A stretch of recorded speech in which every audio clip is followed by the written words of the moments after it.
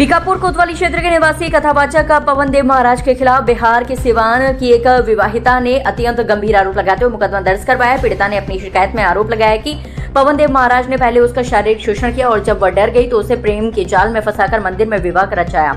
पीड़िता का आरोप है कि इसके बाद आरोपी ने उसके बहुमूल्य आभूषण हड़प लिए और फिर उसे बेसहारा छोड़ दिया। इन आरोपों के आधार पर पुलिस ने कथावाचक और उनके पिता के विरुद्ध भारतीय न्याय संहिता की धारा 69, 115(2) और 353(3) के अंतर्गत मुकदमा पंजीकृत कर लिया है। पीड़िता ने कथावाचक पर शारीरिक और मानसिक प्रताड़ना के संगीन आरोप लगाए हैं। उन्होंने विस्तार से बताया कि किस प्रकार कथावाचक ने पहले शोषण किया और बाद में विवाह का झांसा देकर उसे अपने जाल में फंसाया।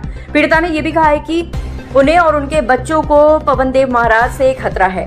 उन्होंने स्पष्ट शब्दों में कहा है कि यदि उनके साथ कोई अनहोनी होती है तो उसके लिए वह कथावाचक को ही उत्तरदायी मानते हैं। प्रेस वार्ता में पीड़िता ने पवन देव महाराज द्वारा लगाए गए हनी ट्रैपिंग फंसाने के आरोपों का मुंहतोड़ जवाब दिया। पीड़िता ने कहा है कि कथावाचक खुद को बचाने के लिए अब इस तरह के बेबुनियाद आरोप लगा रहे हैं। 5 माह पूर्व जब ये मामला पहली बार चर्चा में आया था तब पवन देव महाराज ने अपने ऊपर लगे आरोपों को पूरी तरह निराधार बताते हुए सभी फोटो, वीडियो और ऑडियो AI द्वारा निर्मित बताया था। इस पर पलटवार करते हुए पीड़िता ने कहा था कि उन्होंने पुलिस को उन सभी साक्ष्यों के असल स्रोत और तकनीकी प्रमाण सौंप दिए हैं जिनसे ये साबित होता है कि सामग्री फर्जी नहीं बल्कि असली है। पीड़िता ने जनता से आग्रह किया है कि वह ऐसे कथावाचकों से सतर्क रहे जो सुंदर प्रवचनों की आड़ में महिलाओं और बेटियों को अपना शिकार बनाते हैं। वहीं अधिवक्ता नवीन मिश्रा ने स्पष्ट किया कि पीड़िता की घबराहट के कारण अभी जो धारा लगाई गई है उनमें साक्ष्यों की पुष्टि के बाद बदलाव या बढ़ोतरी संभव है। उन्होंने कहा कि कानून अपना कार्य कर रहा है और वह पीड़िता को न्याय दिलाने के लिए दृढ़ संकल्पित है। वरिष्ठ पुलिस अधीक्षक के निर्देश पर बीकापुर कोतवाली ने मामले की गंभीरता को देखते हुए रिपोर्ट दर्ज की है,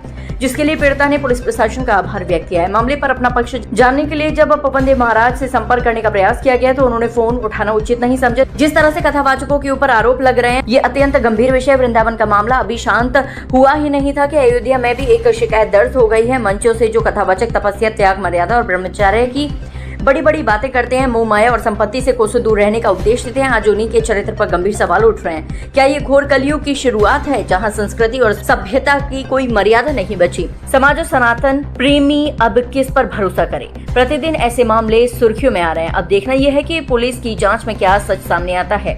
पवन प्रभात, ब्यूरो रिपोर्ट, अयोध्या।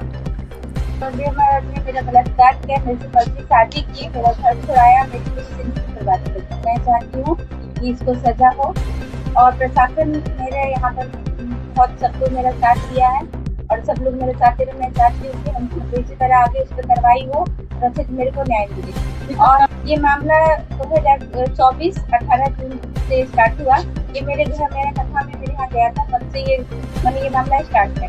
लेकिन ये 10 अगस्त को ये मेरे को लेकर के आया अपने घर। 10 अगस्त 2025 से मेरे को अपने घर लेके आया अयोध्या घुमाने के बहाने और मेरा रेप किया, मेरे हल्लानामा करने शादी किया, फर्जी शादी किया। फर्जी शादी किया, मैं मीडिया में नहीं जाऊँ। और उसके बाद ये मेरे को अपने घर रखा, उसके बाद फिर छोड़ दिया। अब आगे आप क्या चाहती हैं? मैं चाहती हूँ कि मेरे को न्याय मिले और मेरे को सुरक्षा मिले, क्योंकि मेरे को लगातार धमकी दिलवा रहा है कि तुम मेरे एरिया में हो, अयोध्या में हो, मैं तुमको मरवा दूंगा, फेंकवा दूंगा। मैं तो मेरे साथ कुछ भी हो सकता है। पंडित पवन देव महाराज लेखित करना कहते हैं। शासन से आप क्या सहयोग चाहती हैं? मेरे को सुरक्षा दी जाए, क्योंकि मेरे को यहाँ लगातार धमकी, मैं ट्रेन में थी तो भी मेरे को धमकी मिली कि जैसे आ रही हूँ वैसे लौट जाओ। अभी आप कहाँ रह रही हैं? अभी मैं अपनी मतलब बता नहीं सकती, मैं इस चीज को गोपनीय रखना चाहती हूँ। लगातार मेरे को धमकी मिल रही है और मेरे पे पहले भी हाल में हमला करवाया, जिसका रिपोर्ट मैंने भैया को दिया था। जो FIR का किस डेट की है? कब लिखा है? FIR कल की है। कल की है।